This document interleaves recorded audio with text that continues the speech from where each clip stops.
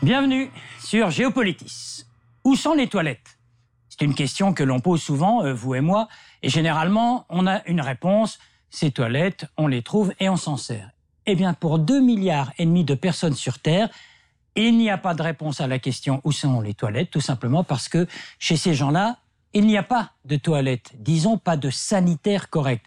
Il faut le savoir, dans le monde de 2013, il y a à peu près 1 milliard de terriens qui font leurs besoins dans la nature.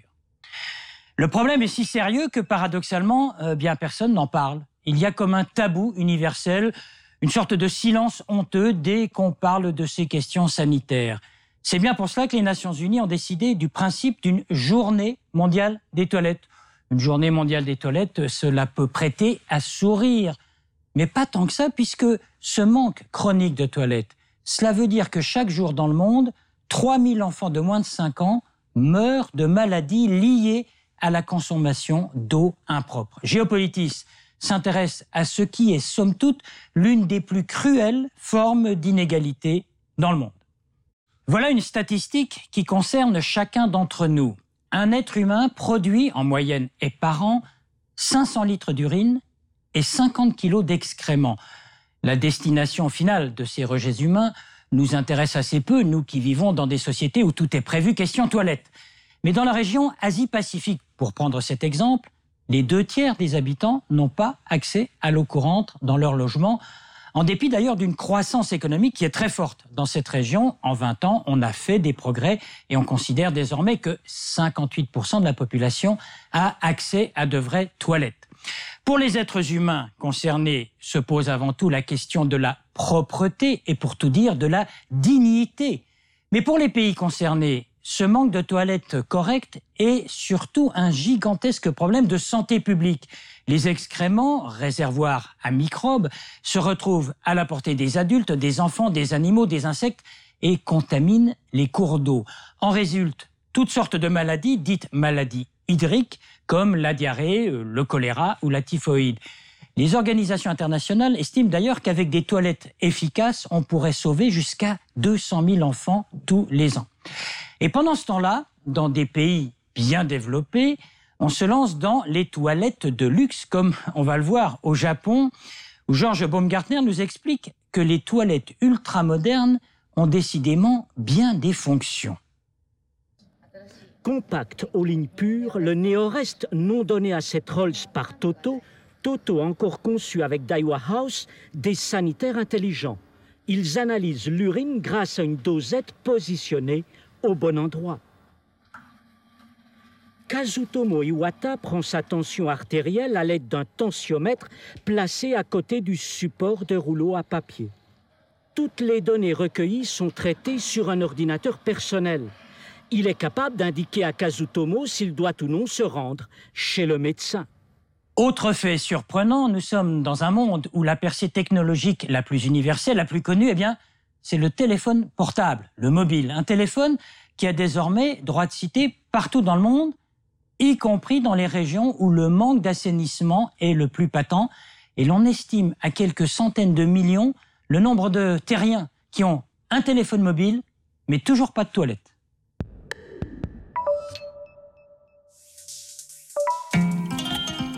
En l'an 2000, les Nations Unies s'étaient fixé 8 objectifs, dits les objectifs de développement du millénaire. L'une de ces priorités était de diminuer de moitié d'ici 2015 le nombre de terriens n'ayant pas accès à des toilettes dignes de ce nom. Le pari est d'ores et déjà perdu, même si des avancées considérables ont été réalisées. En Asie, par exemple, où sur 10 ans, 900 millions d'habitants ont obtenu l'accès à un système d'eau propre. Mais l'objectif de réduire de moitié ceux qui n'ont pas accès à cet assainissement ne sera pas atteint avant au mieux 2025 ou 2030. Et cela coûtera une fortune. L'Organisation mondiale de la santé, l'OMS, a calculé qu'il faudrait y consacrer quelques 17 milliards de dollars par an, et ce, pendant une vingtaine d'années. Or, actuellement, le montant de l'aide internationale dévolue à cet objectif d'assainissement est de seulement 8 milliards de dollars par an. Il en faudrait donc plus du double. Pour vous donner une idée, ces 17 milliards de dollars qu'il faudrait réunir, c'est à peine 1% des dépenses mondiales annuelles en matière d'armement. Gates lui-même, au travers de sa fondation, s'est intéressé à cette problématique des toilettes dites autonomes. Il a lancé un concours sur un prototype de toilette répondant à 3 critères essentiels. Elles doivent fonctionner sans raccordement aux égouts, elles doivent opérer sans alimentation en eau courante et enfin, elles doivent produire l'énergie, solaire ou autre, nécessaire à leur fonctionnement.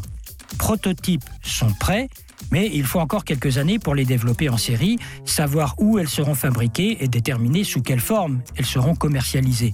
Tout prochainement, un modèle de toilette avec des cellules photovoltaïques alimentant un petit réacteur électrochimique sera envoyé à New Delhi. L'intérêt, c'est que le système est aussi capable de décomposer les excréments. Autre innovation, celle développée en Suisse avec ce type de toilette dite sèche, déjà testée en Afrique. Donc, technologiquement, le progrès est au rendez-vous. Ça n'est pas très nouveau, mais ça étonne toujours. Avec des déjections humaines, on peut tout faire. Chauffer de la nourriture, faire pousser des plantes ou encore alimenter en énergie toutes sortes de véhicules. On connaît déjà l'utilisation d'excréments comme engrais, voilà qu'on s'en sert comme carburant.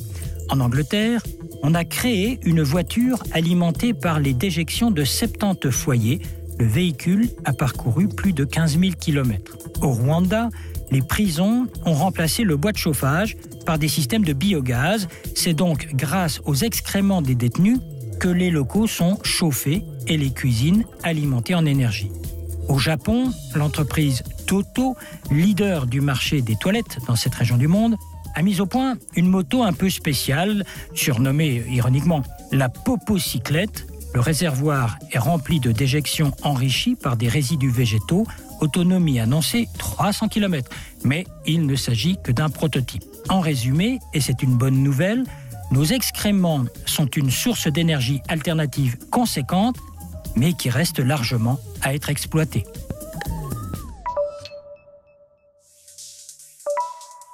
L'invité de Géopolitis, le docteur Maria Neira, qui est directrice du département Santé publique et Environnement à l'OMS, l'Organisation mondiale de la santé. Alors vous, à l'OMS, vous en parlez de ce problème des toilettes, mais peu de monde en parle, on a l'impression que c'est un sujet tabou. Pourquoi ? C'est vrai. C'est pas sale. C'est vrai, mais c'est pas très attractif, si vous voulez. C'est une question, quand on parle de l'accès à l'eau potable, c'est toujours plus agréable en parler. Mais parler d'assainissement, des fois, les gouvernements ne sont pas très intéressés. La communauté internationale, c'est pas un sujet qui est très attirant pour les gens. Et puis aussi, on considère des fois que c'est une question des ménages. Donc c'est une question privée, c'est une question à l'intérieur de la maison. Donc on ne parle pas de ces choses-là. C'est ce qui est une erreur, parce que c'est un des fondements de la santé publique. On a le sentiment des fois que, au fond, tous ces gens qui n'ont pas de toilette sont quelque part responsables de leur malheur, parce que s'ils n'en ont pas, c'est qu'ils n'en veulent pas. Est-ce que ça, c'est notre état d'esprit qui est mauvais ? C'est sûr qu'il y a une question culturelle très importante. Il faut qu'il y ait une demande. Si les gens ne demandent pas l'assainissement, c'est difficile à l'imposer. Mais ça va aussi avec un bon investissement, ça va aussi avec un gouvernement qui décide de faire quelque chose pour l'assainissement, parce qu'ils reconnaissent que s'il n'y a pas assez à l'assainissement, on n'aura pas de grands progrès sur la santé. On a l'impression qu'il y a un degré de culpabilité. Tel ou tel gouvernement ne va pas dire publiquement que chez lui, les gens font leurs besoins dans la nature.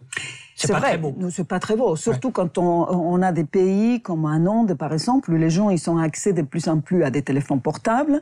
Et ces mêmes gens, ces mêmes populations, ils continuent à déféquer dans la nature. C'est ce qui fait un contraste, une ironie, un manque de questions d'équité. Enfin, on peut progresser, mais on laisse toujours derrière une partie de la population qui va pas suivre dans cette progrès. Alors vous qui allez sur les terrains, dans les pays que vous visitez, les gens, ils mettent ça en priorité ? Ou c'est le téléphone portable, comme vous dites ?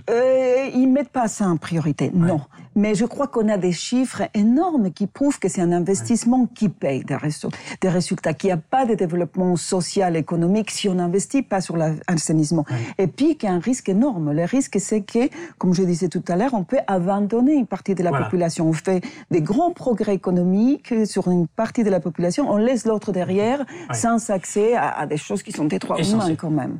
Qu'est-ce qu'on fait ? On envoie de l'argent ? on envoie des prototypes de toilettes qui marchent tout seuls sans énergie. Est-ce que ça marche? Est-ce qu'il suffit d'envoyer des dizaines de milliers de toilettes sèches, comme on dit? Ça marche pas. D'abord, parce que d'abord, il faut quand même créer les besoins. C'est-à-dire, il faut que les populations, que les communautés, ils soient demandants, qu'il y a une demande. Oui. On a, dans le monde, comme vous dites, quand on visite les pays, on peut voir des fois des restes de projets, plein de bonnes volontés d'investissement, et qu'après, ils sont... il reste les toilettes qui marchent plus. Voilà, parce qu'il n'y a pas d'investissement pour la s'entretenir, parce que c'était trop sophistiqué comme technologie, parce que les communautés n'étaient pas intéressées. Donc il faut travailler, il faut que les gouvernements aient un plan, une espèce de plan très sérieux, très très fort, avec une personnalité politique si possible pour les conduire. Il faut évidemment un investissement très fort aussi. Il faut savoir donner la bonne channalisation à ces fonds, parce que des fois on a énormément de fonds et on les met dans les endroits erronés. Et après, il faut bien sûr que les communautés suivent, et puis un suivi de tous ces investissements, sinon on n'arrive pas. On parle d'argent. Est-ce que des partenariats avec le privé, ça marche? Je pense par exemple à Bill Gates. Bill Gates, il fait un prototype de toilette qui marchera sans énergie et qui au contraire fournira l'énergie pour fonctionner lui-même. C'est ça la solution? C'est le partenariat avec des privés ou alors évidemment des fondations philanthropiques? Il faut faire des progrès. C'est sûr que quand on fait des progrès dans un pays, je veux dire, à la base. Oui, quand on fait des progrès, ça attire encore plus des progrès. Mais les progrès se font à échelle de la communauté qui l'accepte. Il faut que cette technologie soit adaptée. Si les gens ils sortent pas aller dans ces toilettes parce qu'ils ont peur, ou parce qu'ils s'aiment pas, ou parce que culturellement c'est pas acceptable, ça ne va pas marcher même si c'est la plus sophistiquée au monde. Donc toutes ces idées, ils sont utiles, mais il faut que ça soit un ensemble et puis suivi par un projet national qui coordonne quelque part et qui assure les suivis, que ce soit un investissement politique, il y a une volonté politique des gouvernements derrière tout ça. Sinon, on a des pensées simples ici et là, mais si on veut le faire à grande échelle, il faut une volonté politique. Alors, on sait qu'on ne va pas arriver comme ça en 1 an ou 2 ans à fournir cet assainissement qui est important. Il y a les toilettes, mais il y a aussi tout le reste. En attendant, on fait quoi? On mobilise les gens ici, mais au fond, à quoi ça sert de nous mobiliser, nous ici, je dirais, occidentaux? C'est très important. À la limite, c'est pas notre problème. Et puis, en plus, vous nous expliquez que si eux-mêmes ne prennent pas les choses en main, on n'y arrive pas. C'est notre problème, et c'est pour ça que l'agenda des objectifs du millénaire a été très utile. Ah oui, les fameux objectifs, c'est d'ici 2015... réduire à moitié cet accès, la proportion des gens qui n'ont pas d'accès à l'assainissement. Il faut voir qu'aujourd'hui, il y a encore 2,5 milliards de gens qui n'ont pas accès à des moyens d'assainissement appropriés, et qu'il y a 1 milliard de gens qui, malheureusement, ils défèquent encore dans la nature. Donc, ça, c'est naturel dans la nature, comme on disait. On est tous concernés. Ça, c'est un problème de santé publique qui va se retourner contre nous tous. Et en plus, donc, ces objectifs du millénaire ont été très utiles pour mobiliser cette attention politique. Il faut maintenant qu'on en parle, justement, parce qu'on ne va pas arriver à... Non, l'objectif, il ne va pas être atteint d'ici 2015, mais l'important, c'est que ce soit en marche. Ah, absolument. Alors, c'est en marche. C'est en marche. Il nous faut cette campagne justement pour attirer encore plus l'attention, pour mettre encore plus de fonds. Mais les fonds, ils doivent être, comme je disais, à niveau national pour qu'ils puissent avoir une espèce de stratégie nationale qui conduit ces fonds au bon endroit.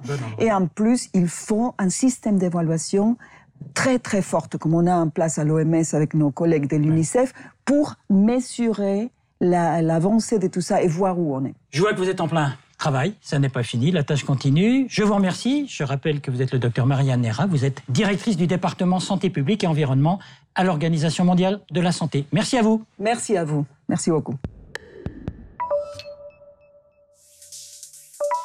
On a donc retenu la date du 19 novembre pour cette journée mondiale des toilettes. Est-ce un hasard, une coïncidence ou un clin d'œil? Le 17 novembre, figurez-vous, c'est l'anniversaire de l'empereur Vespasien. Vous y êtes. Vespasien, les Vespasiennes, le nom qu'un préfet de police de Paris donna en 1834 aux toilettes publiques de la capitale française. Vespasien, faut-il le rappeler, ce n'est pas l'homme qui a inventé les toilettes, ni publiques ni privées. C'est l'empereur romain qui est resté dans l'histoire car il avait décidé de lever un impôt sur la collecte d'urine, laquelle urine était utilisée par les tanneurs de l'époque pour assouplir les peaux. L'impôt de l'empereur était vite devenu très impopulaire, au point que son propre fils lui en fit le reproche. Le père prit alors une pièce d'argent, la brandit sous le nez de son rejeton et lui fit cette réplique restée célèbre. « Mon fils, l'argent n'a pas d'odeur. » Décidément, qu'on le veuille ou non, l'histoire des toilettes dans le monde, c'est tout simplement de l'histoire avec un grand H. Et sur la page web de Géopolitis, préparée par David Nicole, vous avez la possibilité de faire vos commentaires sur cette problématique.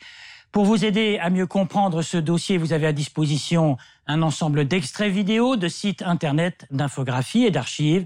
Comme d'habitude, vous pouvez podcaster cette émission de la RTS et vous êtes toujours les bienvenus sur Géopolitis.